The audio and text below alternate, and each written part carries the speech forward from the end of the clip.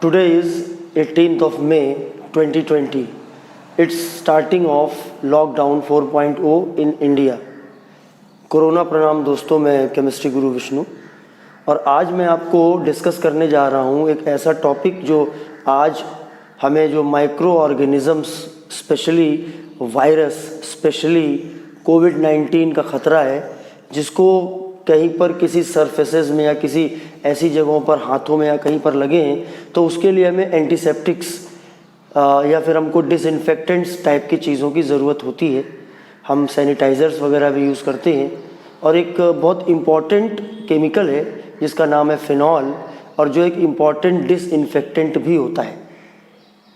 तो आज मैं आपको alcohol phenol ether organic chemistry का जो चैप्टर नंबर 2 है उसमें जो टॉपिक नंबर 2 है फिनॉल, उसका फुल टॉपिक लेके आया हूँ।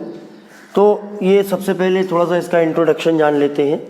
ये फिनॉल हाइड्रोक्सी बेंजीन, ये इसका देखिए फॉर्मूला है, ये इसका स्ट्रक्चर है ऐसे करके और यहाँ पर OH लगा हुआ है। इसको हम हाइड्रोक्सी बेंजीन भी कहते हैं, इसको फिनॉल भी कहते हैं। फिनॉल इसका अब IUPAC ने भी इसको एक्सेप्ट कर लिया है, इसका IUPAC नेम हम फिनॉल यूज़ करते हैं। इसका एक और पुराना नाम कार्बोलिक एसिड भी होता है और ये एक डिसइंफेक्टेंट तो है ही और साथ में ये बहुत इम्पॉर्टेंट है इंडस्ट्री के लिए। इससे बहुत सारी इम्पॉर्टेंट चीज़ें बनाई जाती हैं, बहुत सारे पॉलीमर्स बनाए जाते हैं और इंडस्ट्री में इसका ज़बरदस्त रोल होता है। फिनॉल्स, अभी एक तो ये टॉपिक, एक बात तो हुई फिनॉल, लेकिन जो हमारा मेन चीज़ होनी चाहिए वो होनी चाहिए phenols. Phenols compounds in which OH group is directly attach to benzene ring. OH group अगर बेंजीन रिंग से जुड़ा है तो उस पूरी फैमिली का नाम होता है फिनॉल्स। इसका जो मेन मेंबर है उसका नाम है फिनॉल। फिनॉल के बेसिस पर ही पूरी फैमिली का नाम फिनॉल्स दिया गया है। जैसे ये आपका मोनोहाइड्रिक में आता है, इसके अंदर एक OH है, इसका नाम देखिए फिनॉल है। अब हम ऐसे ही दो जैसे जोड़ लें, मान लिया हमने यहाँ पर 2 OH जोड़ दिए, 2 OH जोड़ेंगे तो उसके 3 पॉसिबिलिटीज़ बनेंगी, वो तीनों आपके सामने हैं। देखिए आप, ये आपके 3 बन गए। ये ऑर्थो पे है, ये पैरा मेटा पे है और ये पैरा पे है, ठीक है। तो इसको बोलते हैं कैटेकॉल, इसको बोलते हैं रिसोर्सिनॉल और इसको बोलते हैं क्विनॉल। तो बेटर है कि आप इनिशियल याद कर लें, CRQ याद कर लेंगे तो आपको ये याद हो जाएगा। ये फिनॉल है, ये पूरी फैमिली फिनॉल्स की है, ये मोनोहाइड्रिक है, ये तीनों डाईहाइड्रिक है। बहुत अच्छे से समझते चलिए, ये मैं इसका इंट्रोडक्शन लेके चल रहा हूँ। टॉपिक हमारा है फिनॉल्स, मेन इसमें हमें जो कंपाउंड लेके चलना है उसका नाम है फिनॉल। उसके बाद अब हम आगे अगर बढ़ें तो कुछ और भी मैं लेता हूँ एग्जाम्पल इसमें, जो जिनको भी हम फिनॉल्स बोल सकते हैं। तो कोई ये ज़रूरी नहीं है कि जिनके अंदर सिर्फ OH हो उन्हीं को हम फिनॉल्स कहेंगे। मैं आपको ये 3 एग्जाम्पल्स लेता हूँ, उनको मैं बोल रहा हूँ क्रिसॉल्स। क्रिसॉल्स में OH के साथ में CH3 ग्रुप भी होता है। देखिए ये ऑर्थो पोजीशन में है तो इसको हम बोलेंगे O क्रिसॉल। अब ऐसे ही आप इसको लगा दीजिए यहाँ पर, इसका नाम हुआ M क्रिसॉल और ऐसे ही आप इसको यहाँ लगा दीजिए तो ये हो गया P क्रिसॉल। तो ऑल सब में लगा हुआ है और ये भी फिनॉल की कैटेगरी में आता है। यहाँ पर मेनली हमको फोकस करना है OH ग्रुप के ऊपर। अगर हम यहाँ पर आइसोमेरिज्म की बात करें फिनॉल्स में, आइसोमेरिज्म, तो उसमें पोजीशन आइसोमेरिज्म मेन होती है, पोजीशन आइसोमेरिज्म। और आप देख भी रहे हो, जैसे मान लीजिए हमने आपको एक एग्जांपल लिखा C6H3OH होल थ्राइस, तो हम इसको बोलेंगे कि it has 3 position isomers. 3 position isomers होंगे। एक आपका होगा 1 2 3। अगर तीनों ग्रुप सेम है तो 1 2 3, जैसे ये आपका 3 आया 1 2 3, ठीक है। इसको अब हम लिखेंगे आईयूपैक नेम इसका बेंजीन 1 2 3 ट्राईऑल। अब ऐसे ही दूसरा बनेगा 1 2 का 4, 1 2 का 4 बनेगा। उसके बाद एक आपका बनेगा, थोड़ी बहुत इसमें यहाँ पर शोर हो जाता है क्योंकि सुबह का टाइम है, लॉकडाउन के चलते सब्जियाँ सब बेचारे बेचते हैं, तो थोड़ा उसको अच्छे से फील करिएगा। इसका जैसे नाम हो गया हमारा बेंजीन 1 2 4 ट्राईऑल, और इसका नाम होगा बेंजीन 1 3 5 ट्राईऑल। तो ये इसकी पोजीशन आइसोमेरिज्म हुआ। इसका आप स्क्रीनशॉट ले लीजिए तो ज़्यादा अच्छा रहेगा। फिज़िकल प्रॉपर्टीज़, फिनॉल एक तो वाइट क्रिस्टलाइन सॉलिड होता है, दूसरा ये सॉल्युबल होता है वाटर में due to formation of intermolecular hydrogen bonding with water. एक बात हमेशा ध्यान रखिए, सॉल्युबिलिटी की बात होगी, बॉइलिंग पॉइंट की बात होगी, तो हाइड्रोजन बॉन्डिंग जिनके अंदर होगा वो उनकी ये सब चीज़ें ज़्यादा होंगी। अब आप अगर मैं इसमें आपको बना के दिखाऊं कि ये वाटर के साथ कैसे हाइड्रोजन बॉन्डिंग करता है, तो जैसे मान लीजिए ये आपका हो गया HO और ये आपका फिनॉल हो गया, ये आपका फिनॉल हो गया, ये नेगेटिव है और ये पॉजिटिव है, और ये आपका वाटर मॉलिक्यूल है, ठीक है ना, ये वाटर मॉलिक्यूल है, इसमें ये पॉजिटिव है और ये नेगेटिव है, और ये हाइड्रोजन बॉन्डिंग हो गई। हाइड्रोजन बॉन्डिंग जो भी मॉलिक्यूल वाटर के साथ कर लेते हैं उनके अंदर एक खासियत हो जाती है कि वो उसके अंदर सॉल्युबल हो जाते हैं, बशर्ते मॉलिक्यूल बहुत ज़्यादा बड़ा ना हो।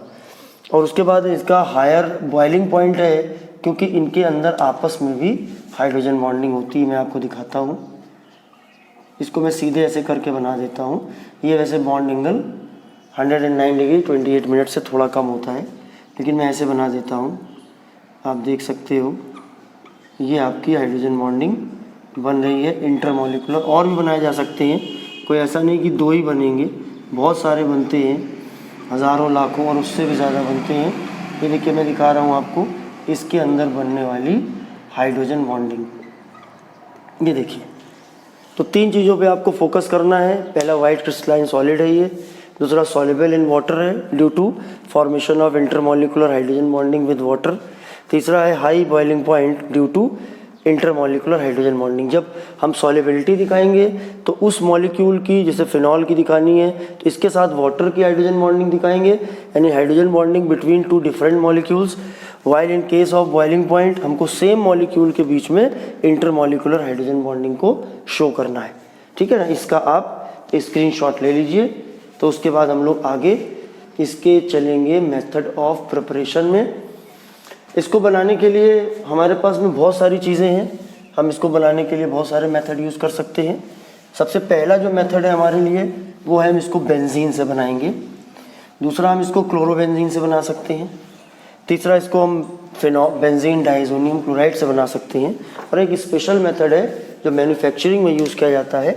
तो इसके जब हम मेथड ऑफ प्रिपरेशन लें तो पहला हमने लिया फ्रॉम बेंजीन।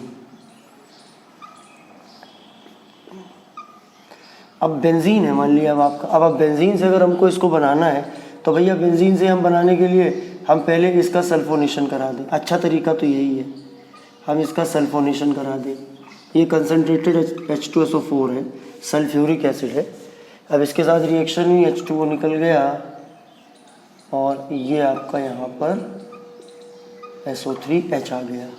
उसके बाद अब हम इसकी रिएक्शन NaOH से कराएंगे, फिर यहाँ पर एक H और एक ये OH निकलेगा, H2O निकल जाएगा, और एसिड और बेस के बीच जब रिएक्शन होती है तो सॉल्ट बन जाता है, ये हमारा बन जाएगा SO3Na।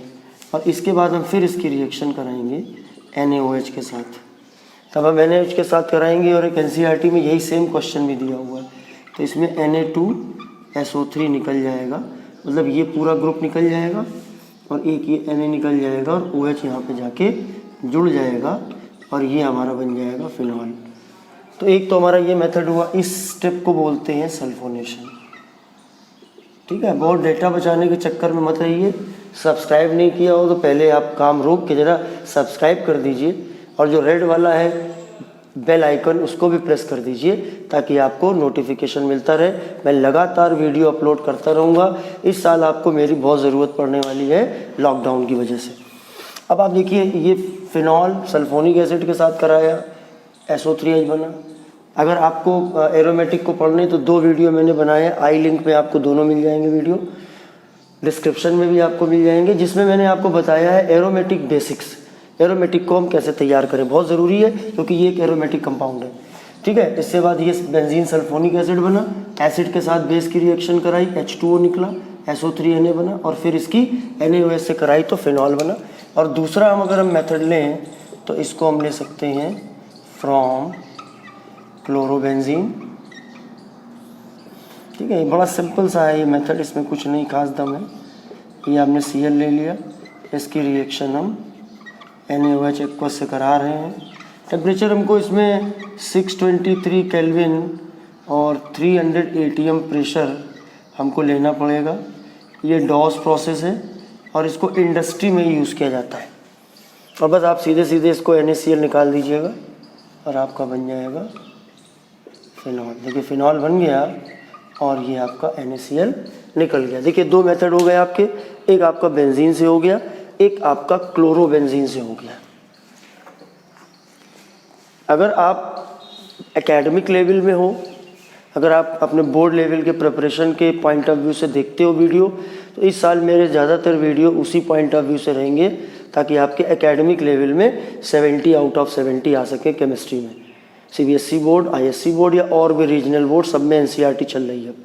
अगर आप कंपटीशन लेवल के लिए हो तो मैं आपका एक बड़ा तगड़ा बेस ज़रूर खड़ा कर दूंगा। ठीक है, ये 2 पर्पज़ आप ध्यान रखिएगा। ये 2 मेथड तो हमारे देखिए हो गए। अब हम तीसरा मेथड ले रहे हैं और उसके लिए वो बहुत बढ़िया मेथड है, बहुत अच्छी यील्ड होती है और वो है from benzene diazonium chloride. Benzene diazonium chloride से हम उसको बनाएंगे फ्रॉम, मैंने शॉर्ट में लिख दिया BDC, लिख देता हूँ पूरा नाम, बेंजीन डाइएजोनियम क्लोराइड। देखिए ऐसा होता है, इसका स्ट्रक्चर पहले आप समझ लीजिए। ये आपको ऐसे बनाना चाहिए इसका स्ट्रक्चर, ये इसका मॉडर्न स्ट्रक्चर है। ये बेंजीन डाइएजोनियम क्लोराइड है। हम लोग इसको शॉर्ट में ऐसे लिख देते हैं, यहाँ पर N2 कर देते हैं और Cl कर देते हैं। देखिए डाई का मतलब होता है 2, तो 2, और एजो का मतलब होता है नाइट्रोजन, तो 2 नाइट्रोजन है। और IUM का मतलब होता है पॉजिटिव, क्योंकि नाइट्रोजन पे पॉजिटिव चार्ज है, इसीलिए इसको बेंजीन डाइएजोनियम क्लोराइड बोलते हैं। अब हमको इससे अगर बनाना है तो कोई दिक्कत नहीं है, इसको सिर्फ आपको पानी के साथ बॉईल कर देना है, दैट्स ऑल। ये देखिए बॉईल कर दिया हमने। हम बॉईल करेंगे तो क्या होगा, N2Cl ग्रुप पूरा ये निकल जाएगा अलग। N2Cl का देखिए N2 ये निकल गया, Cl के साथ एक H आ गया, HCl बन गया। अब जो OH ग्रुप बचा हुआ है वो यहाँ पे जुड़ गया और ये हमारा बन गया फिनॉल। तो फिनॉल बनाने का एक अच्छा मेथड है starting from benzene diazonium chloride. कोई ज़्यादा केमिकल की ज़रूरत नहीं होती है, सिर्फ पानी के साथ आपको उबाल देना है बस। ये हमारा तीसरा मेथड हुआ। अब मैं चौथे मेथड में आ रहा हूँ। चौथा मेथड है क्यूमीन से।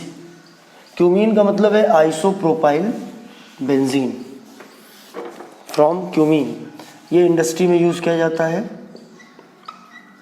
फ्रॉम क्यूमीन और आइसोप्रोपाइल बेंजीन, और ये इंडस्ट्री में यूज़ किया जाता है। और आम के आम गुठलियों के दाम वाला आपको मुहावरा यहाँ पर देखने को मिलेगा। आपको आम के साथ गुठलियाँ भी मिलेंगी। मैं दिखाता हूँ, पहले आम तो हमारा है फिनॉल। तो आप देखिए ये मैंने लिया, ये देखिए आइसोप्रोपाइल ग्रुप ये होता है ये। अब इसकी रिएक्शन हमने O2 से करा दी, O2 से करा दी हमने ऑक्सीजन के साथ। यहाँ पर इस कार्बन और हाइड्रोजन के बीच में ये O आपस में जुड़ जाता है। देखिए ये अगर एक बॉन्ड टूटेगा तो एक वैलेंसी इधर फ्री होगी, एक वैलेंसी इधर फ्री होगी, ये H हट जाएगा, ये बीच में यहाँ पर फिट हो जाएगा। कुछ इस तरीके की कहानी होती है, देखिएगा ज़रा ध्यान से। COOH, ठीक है ना। ये हमारा बन गया ये जो है पेरोक्साइड हमारा है। पेरोक्साइड ऐसे किसी कंपाउंड को कहते हैं जिसमें पेरोक्साइड लिंकेज होता है, इसको बोलते हैं peroxide linkage. Any compound having this linkage is called peroxide. इसको मैं गांधी जी का चश्मा बोलता हूँ, ठीक है। चश्मा देखिए आपको लग रहा है, ऐसे कर दूँ तो चश्मा आपको लगेगा। O और O के बीच अगर सिंगल बॉन्ड कहीं पर भी होगा तो उसको पेरोक्साइड लिंकेज बोलेंगे, और जहाँ पर ये पेरोक्साइड लिंकेज होगा उन कंपाउंड को पेरोक्साइड्स बोलते हैं। ये हमारा पेरोक्साइड हो गया। इसके बाद हम इसका हाइड्रोलिसिस करा देते हैं, H2O/H+। अब इसमें होता सिर्फ ये है कि सब इधर उधर हो जाता है, ये वाला पूरा टुकड़ा, ये वाला पूरा टुकड़ा अलग हो जाता है और रिंग यहाँ पर जुड़ जाती है, ठीक है ना। तो इसमें एक्चुअली में रीअरेंजमेंट होता है, यहाँ पर जो होता है प्रोसेस रीअरेंजमेंट होता है, और कहानी कुछ ऐसे बनती है कि हमारे पास देखिए एक तो फिनॉल बन जाता है, और ये वाला टुकड़ा आप देखेंगे, ये वाला टुकड़ा, ये टुकड़ा हमारा अलग हो जाता है। ये तो देखिए फिनॉल बन गया, ये तो आम हो गया। अब गुठलियाँ देखिए क्या है, गुठलियाँ हमारी हैं CH3CH3CO, C double bond O, इसका नाम है एसीटोन। तो ये हमारा हो गया आम, और ये हमारा हो गया गुठलियाँ। आम के आम, गुठलियों के दाम। ये हमारा है एयर या ऑक्सीजन, ठीक है ना। एयर भी हम ले सकते हैं या ऑक्सीजन भी ले सकते हैं, और इसको इंडस्ट्री में बनाने के लिए एक अच्छा मेथड है। इसमें ये पेरोक्साइड बनता है, उसके बाद रीअरेंजमेंट होता है, इसमें फिनाइल शिफ्ट होती है। फिनाइल इस पोजीशन से जाके इस पोजीशन पे जाके जुड़ जाता है, और ये हमारा फिनॉल बनके तैयार हो जाता है। इसका तो आप स्क्रीनशॉट ज़रूर ले लीजिए, बढ़िया रिएक्शन है। केमिकल प्रॉपर्टीज़, फिनॉल की केमिकल प्रॉपर्टीज़ आपके सामने हैं, ये एक लिस्ट बनी हुई है। ये जितने रिएक्शंस हैं इसमें से 3rd, 4th, 5th, 6th, 7th ये तो क्लियरली आपको NCERT में दिया हुआ है, लेकिन ये 2 उन्होंने मिस कर दिए। हालांकि इसके आगे भी एक लंबी लिस्ट है जो मैं कभी और आपको डिटेल में बताऊंगा। तो अब आप देखिए, सबसे पहले अगर हम पहला वाला लें एसिडिक नेचर, तो आप एक बात ये समझ लीजिए कि phenol is more acidic then alcohol. एक बात आप इसको ध्यान रखिएगा, और इसको मैं प्रूव करने के लिए 2 रिएक्शन आपको दे रहा हूँ। जैसे आप फिनॉल की रिएक्शन Na से कराएंगे, एल्कोहल की भी रिएक्शन Na के साथ हो जाती है। यहाँ से H हटेगा, वहाँ पर ONA हो जाएगा। H हट गया, H अकेला H कभी मत बनाना, H एग्जिस्ट ही नहीं करता है, H2 बनेगा, और बैलेंस करने के लिए यहाँ हाफ कर देना। इसका नाम है सोडियम फिनॉक्साइड। ये सोडियम फिनॉक्साइड है।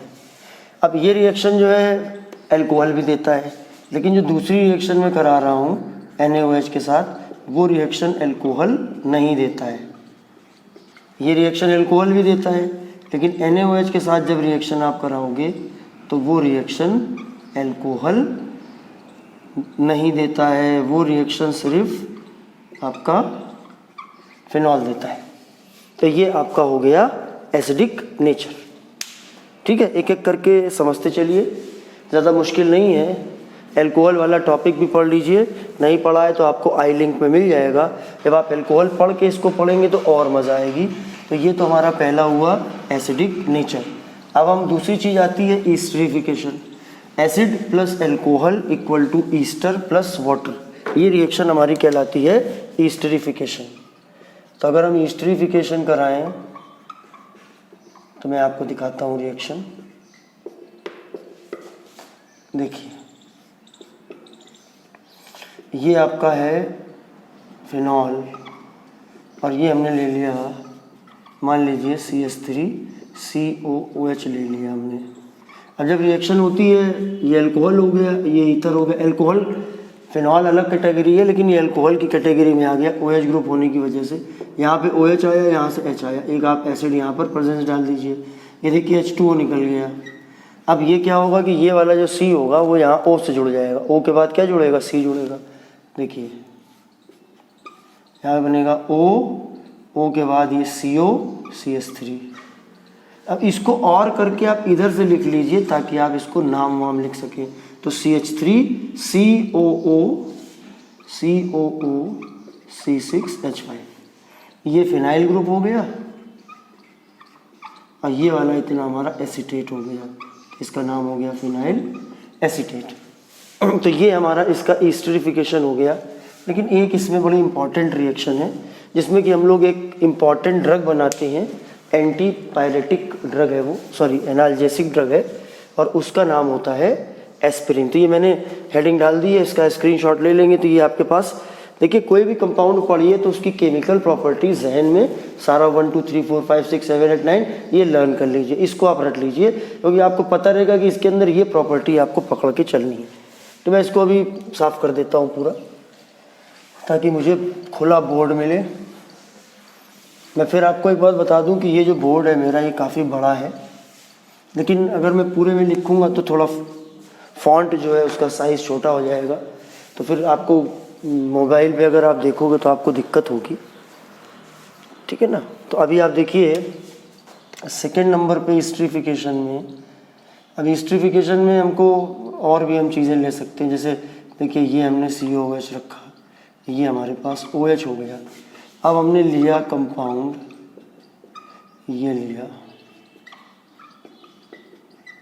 ठीक है। यहाँ पर भी हम H+ ले सकते हैं, एसिड की प्रेजेंस। इसका नाम है एसिटिक एनहाइड्राइड और इसका नाम है सैलिसिलिक एसिड। जब सर दर्द होने लगता है, बॉडी में पेन होने लगता है, किसी भी तरीके के पेन के लिए पेन किलर्स हम लोग यूज़ करते हैं, तो एस्पिरिन इसमें बनेगा जो एक इम्पॉर्टेंट पेन किलर होता है। अब आप देखिए ध्यान से, होगा क्या, ये यहाँ से बॉन्ड ब्रेक होगा, ठीक है। तो CH3 COO और O को ये वाला एक H मिल जाएगा, CH3 COO और ये H मिल जाएगा, ये CH3 COOH निकल जाएगा। मैं यहाँ निकाल देता हूँ, ऐसे भी हम लोग लिख देते हैं माइनस करके।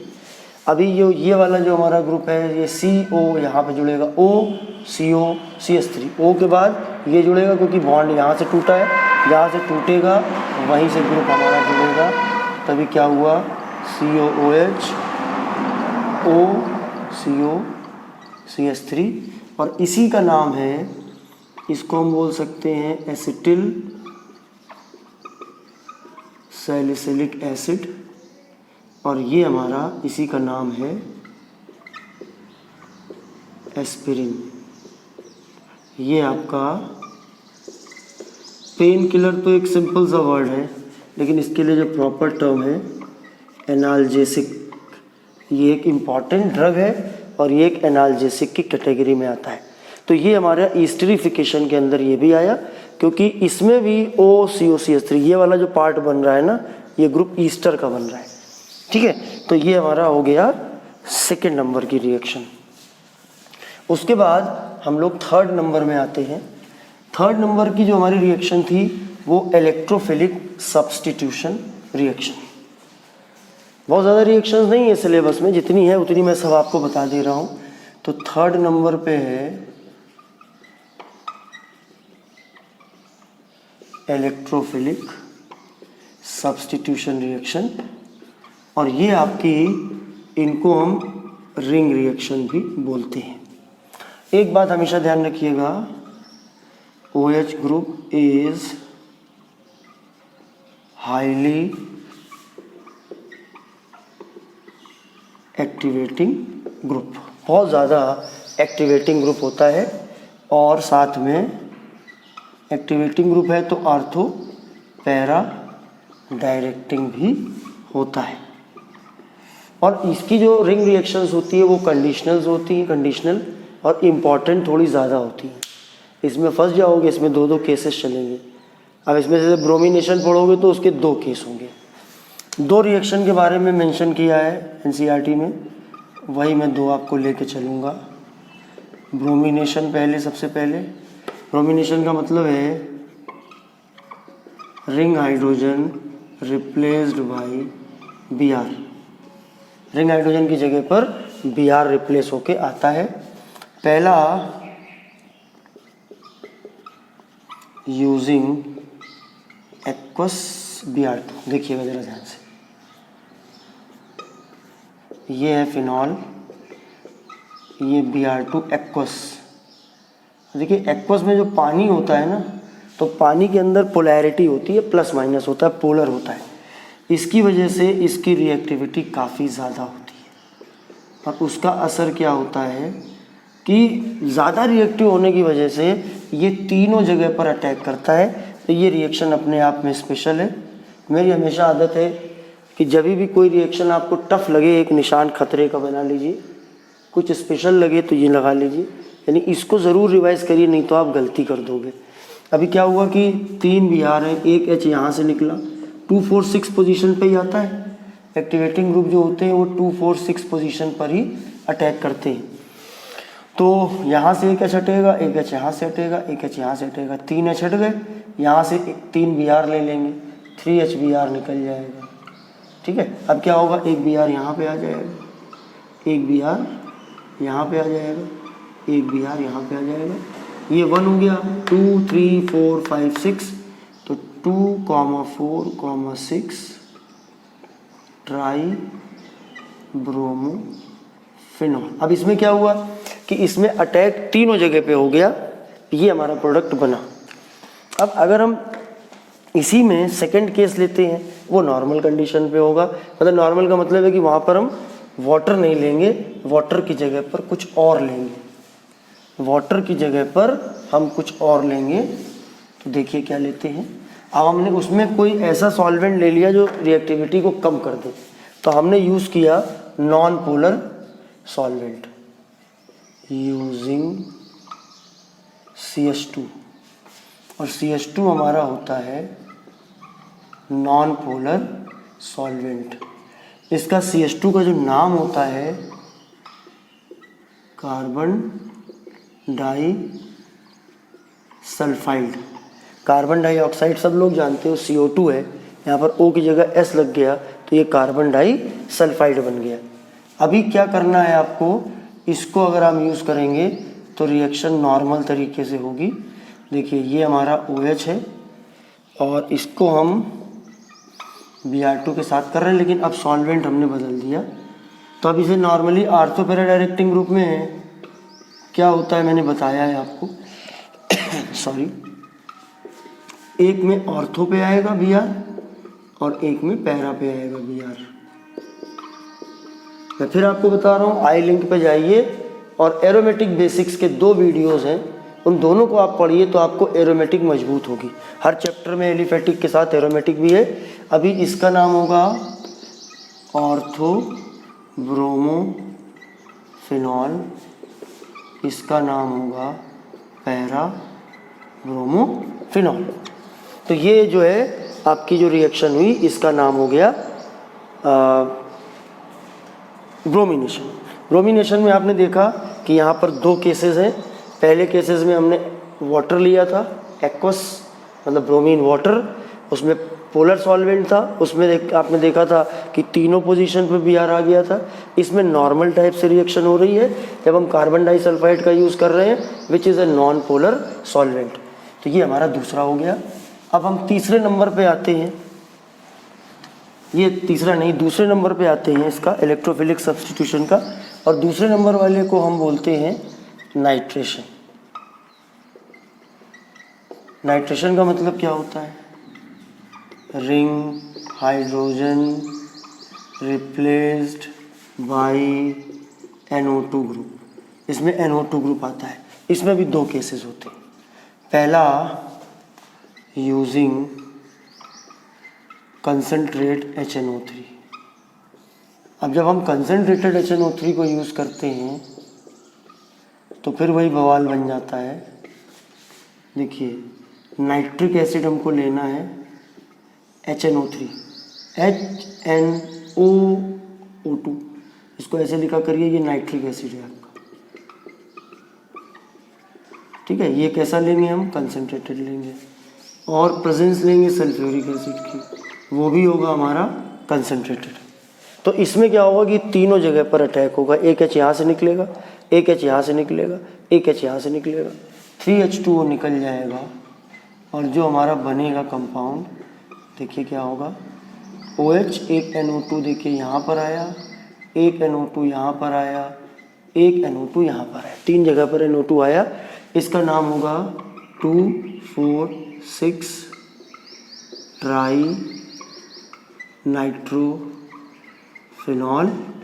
और इसका एक और नाम है पिक्रिक एसिड, इंपॉर्टेंट है ये, और ये एक हमारा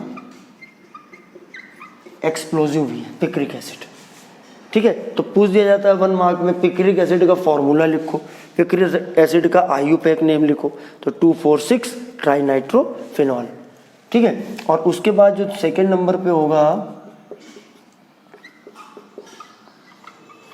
उसमें हम डाइल्यूट HNO3 यूज़ करेंगे।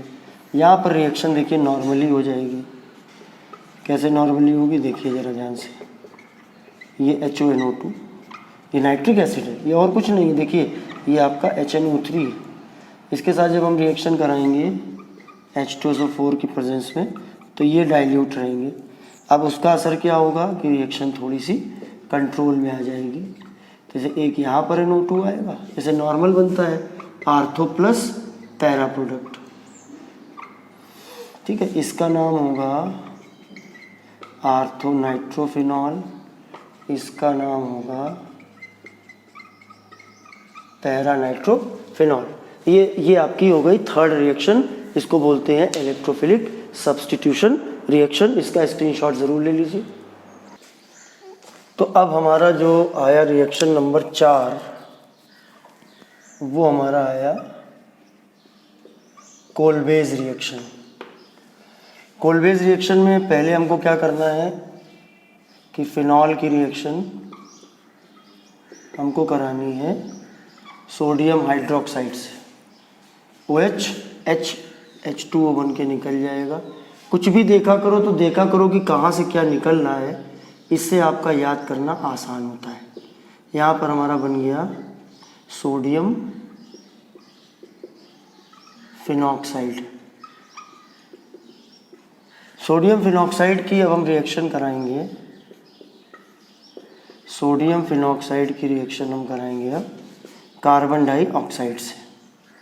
अब देखिए ये आपका कार्बन डाइऑक्साइड है, इसके साथ हम रिएक्शन कराएंगे और इसमें थोड़ा सा हम प्रेशर भी रखेंगे। तो होगा ये कि यहाँ का एक H, अभी H एक यहाँ पर, एक यहाँ पर, एक यहाँ पर, एक यहाँ पर, एक यहाँ पर है, ये C6H5ONa है। इसके साथ रिएक्शन होगी, ये H हट जाएगा, H ये मान के चलो आप Na के पास चला जाएगा और इससे तुम्हारा ये बन जाएगा, यहाँ पर हो जाएगा OH। उसके बाद क्या होगा कि यहाँ का एक बॉन्ड ब्रेक होगा, यहाँ का एक बॉन्ड ब्रेक होगा और C यहाँ पर आके कनेक्ट हो जाएगा, यहाँ पे आके C जुड़ जाएगा। देखिए मैं H को हटा के C जोड़ रहा हूँ। C के साथ देखिए एक तो डबल बॉन्ड से O जुड़ा हुआ है, ये डबल बॉन्ड O से जुड़ा हुआ है ये। उसके बाद एक ये सिंगल बॉन्ड से O जुड़ा हुआ है, ये माइनस हुआ, ये Na प्लस हुआ, ठीक है। इसको हम ऐसे करके भी लिख सकते हैं, सरल करके ऐसे लिख सकते हैं OH COONA, इसका नाम हुआ, ये सोडियम सॉल्ट है सैलिसिलिक एसिड का, और इसका नाम हुआ सोडियम सैलिसिलेट। उसके बाद हम इसका एसिडिफिकेशन करा दिया, हम HCl के साथ इसको ट्रीट कर दें, NaCl निकल जाएगा, NaCl निकल गया और बन गया हमारा यहाँ पर OH, यहाँ पर COOH, और ये हमारा compound salicylic acid. Always a important reaction because of this compound. Salicylic acid is very important compound for industrial methods, in industrial uses. It is very useful for industry. Salicylic acid के बहुत सारे derivative, बहुत, अब एक अभी आपने देखा aspirin ही बनाई जाती है इससे, कितना इंपॉर्टेंट है, कितना प्रोडक्शन दुनिया भर में होता है। तो ये हमारा कोल्बे रिएक्शन है। और ये चूँकि नेम रिएक्शन है, नेम रिएक्शन हमेशा ही इम्पॉर्टेंट होती है। देखिए मज़ा इस चीज़ का होता है कि लिखने का ढंग, रिएक्शन को जितना आप ओपन करके लिखोगे उतना आपके लिए काम आसान होगा। अब हमें फिनॉल में बचती हैं 2 रिएक्शंस। पूरा वीडियो देखिए तभी मज़ा आएगी। ये हमारा नंबर 4 हुआ।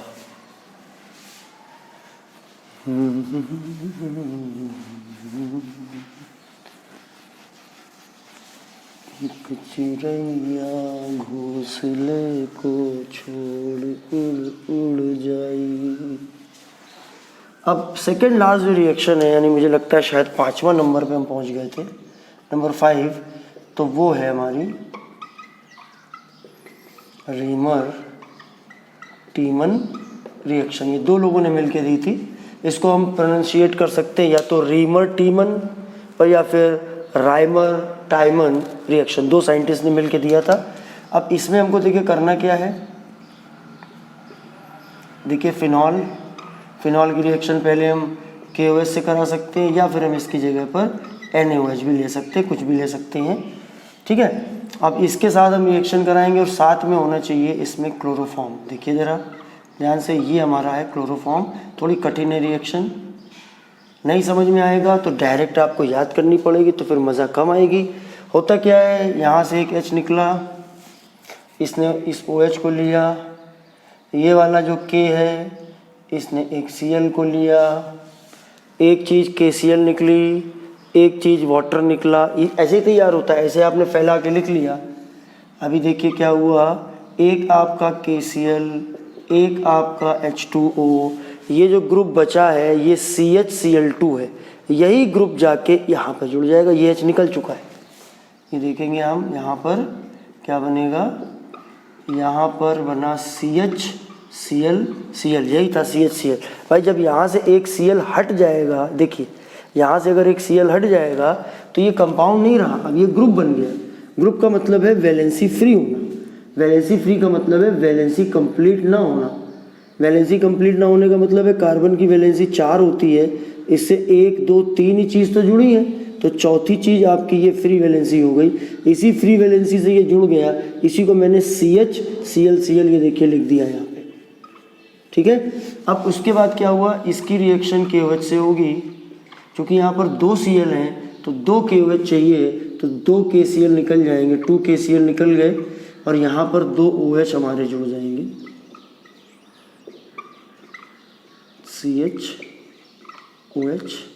OH। एक से ज़्यादा OH, अगर किसी कार्बन से एक से ज़्यादा OH जुड़ेंगे तो वो अनस्टेबल होगा और उसमें वाटर बनना तय है। देखिए ये वाटर हमारा निकल जाएगा क्योंकि ये अनस्टेबल है। अब ये CH के साथ O बचा है, ऐसे गोले लगा के प्रैक्टिस किया करिए आप, कुछ तो मेथड बनाइए तभी तो रिएक्शन तैयार होगी। ये देखिए बन गया आपका सैलिसिल्डिहाइड, सैलिसिल्डिहाइड। ठीक है, वो सैलिसिलिक एसिड होता है, ये सैलिसिल एल्डिहाइड होता है। तो ये हमारा रीमर टीमन रिएक्शन हो गया। ठीक है, इसमें क्लोरोफॉर्म और ये 3, ये भी हमारा नेम रिएक्शन है, तो ये हमारा इम्पॉर्टेंट है। अब हम लोग सेकेंड लास्ट रिएक्शन में पहुंचेंगे। वो बड़ी सिंपल सी रिएक्शन है, वो जिंक के साथ में है। 2 रिएक्शन है, अगले वाले बोर्ड में पूरा काम कंप्लीट हो जाएगा। तो एक तो जिंक के साथ डिस्टिलेशन हम कराएंगे। जिंक के साथ, जिंक की क्या खूबी होती है, जिंक के साथ, zinc has great affinity with oxygen, और वो हमारे इसको ऑक्सीजन को खींच ले जाता है। और ये वैसे भी बहुत इम्पॉर्टेंट रिएक्शन होती है। ये देखिए, ये है जिंक के साथ कराया डिस्टिलेशन, ZnO, ये वाला O खींच के इसके पास आ गया, जिंक ऑक्साइड निकल गया और ये वाला H यहाँ पे जुड़ गया और हमारा बेंजीन रिंग बन गया। ठीक है, अगर आपको कुछ डाउट हो रहा है तो मैं इसमें फार्मूला लिख देता हूँ। ये C6H5OH है और ये आपका C6H6 है, इससे आपको क्लियर हो जाएगा। और लास्ट रिएक्शन है इसकी ऑक्सीडेशन। ठीक है ना, ऑक्सीडेशन ध्यान से देखिएगा, इसको भी घुमावदार है। ये आपका OH है, एक आपने यहाँ से एक H लेना है, इसका हमने ऑक्सीडेशन कराया। इसके लिए हमने लिया Na2Cr2O7 और H2SO4 सोडियम डाइक्रोमेट और सल्फ्यूरिक एसिड का मिक्सचर लिया। इसमें क्या होगा, एक ये वाला H निकलेगा, एक ये वाला H निकलेगा, एक O यहाँ से आ जाएगा। इससे क्या होगा कि ये H2O निकाल देगा। अब जो यहाँ पर कहानी बनी, उसकी कहानी ये बनी कि यहाँ पर एक ही O बचा, ठीक है, एक O यहाँ बचा और एक O नीचे H जहाँ से हटा है वहाँ पर एक O आके जुड़ेगा। ऐसे ही देख देख के प्रैक्टिस आप करो। उसके बाद O की वैलेंसी 2 होती है तो यहाँ डबल बॉन्ड लग गया, इसकी भी 2 होती है, यहाँ डबल बॉन्ड लग गया। अब यहाँ पे डबल बॉन्ड है तो ये डबल बॉन्ड लग नहीं सकता है, ये डबल बॉन्ड लग नहीं सकता है, तो अब डबल बॉन्ड ऐसे लगेगा, यानी बॉन्ड का पूरा पैटर्न बदल गया, एरोमेटिसिटी खत्म हो गई। इसका नाम होता है क्विनोन। तो ये इसका ऑक्सीडेशन हो गया। ये फिनॉल की केमिकल प्रॉपर्टीज़ हो गई। यूजेस मैंने आपको शुरू में ही बता दिए थे, रिलेटेड क्वेश्चंस मैं आपको आगे बताऊंगा। दोस्तों आज के लिए बस इतना ही। दिल से बहुत बहुत धन्यवाद अगर आप यहाँ तक आए हैं। फिर आपसे मिलूँगा, बहुत जल्द मिलूँगा। तब तक के लिए बहुत बहुत धन्यवाद। जय हिंद।